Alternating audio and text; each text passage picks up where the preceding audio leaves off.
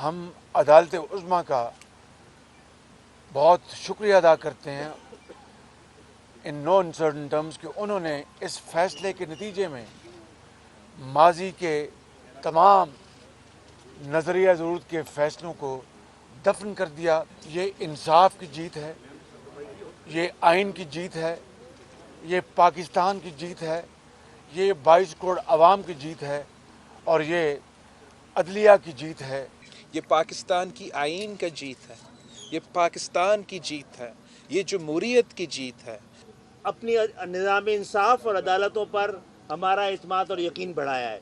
ये एक तारीखी फैसला था जिसने पाकिस्तान की जमहूरियत को, अदालत ने आज एक तारीखी फैसले के ज़रिए हमेशा हमेशा के लिए नज़रिए ज़रूरत को दफन कर दिया और अदालती फ़ैसले से आज जमहूरियत मज़ीद मजबूत हुई है और पाकिस्तान में आइन की हुक्मरानी के लिए राह हमवार हुई है। मैं सबसे पहले तो सबको मुबारकबाद पेश करता हूँ। आज जो तारीखी फैसला आया है सुप्रीम कोर्ट की तरफ से, सुप्रीम कोर्ट ने आइन को उसका हक वापस दिलाया है। तो जो हमें ये दर्ज देते हैं कि जनाब काबीना से फैसले करवाएं, खुद भी आप अपनी काबीना से फैसले करवाएं। अपने आप को चीफ जस्टिस कहलवाते हैं और फैसले जब लिखते हैं तो आइन तोड़ते हैं।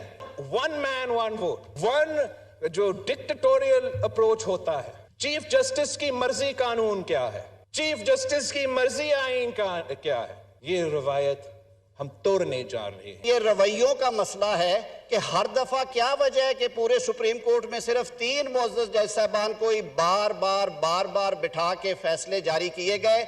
सुप्रीम कोर्ट और अदलिया का काम है इंसाफ देना, मुदाखलत करना नहीं।